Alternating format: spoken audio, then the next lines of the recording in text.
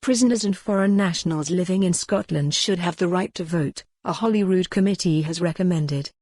The Scottish Government has been urged to make changes to election laws driven by principle and evidence. The Standards, Procedures and Public Appointments Committee wants to abolish an unsustainable ban on inmate voting and enable foreign residents to stand in elections. Following scrutiny of a bill seeking to extend the franchise in Scotland, a majority of MSPs on the committee backed government plans to allow people from overseas to contest Scottish elections rather than just being able to vote.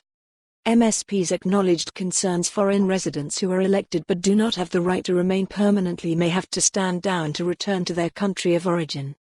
But they argued the chances of this happening are slim and pointed out any elected representative could have to stand down for a number of reasons.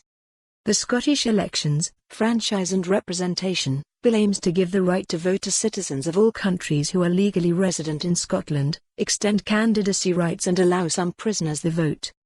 In their report supporting the principles of the bill, MSPs call on the government to ensure more eligible voters are registered and to consider whether the franchise should be extended to asylum seekers. Committee convener Bill Kidd said, "Voting is about so much more than choosing our politicians. It is about feeling empowered and a part of a community. Having the opportunity to influence lawmakers and decision takers is something that many of us take for granted, and for the majority of the committee the aim to extend this right to foreign nationals is warmly welcomed."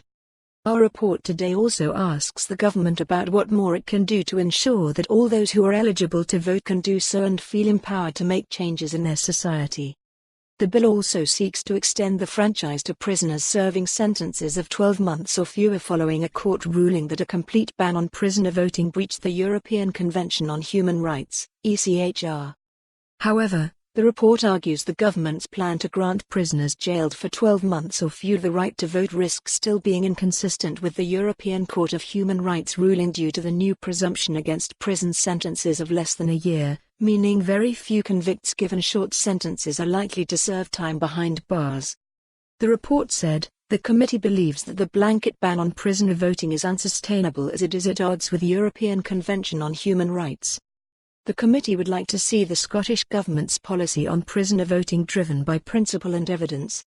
Deputy Convener Mark Ruskell MSP said, "There is clearly STR for more on this story, visit the news article link."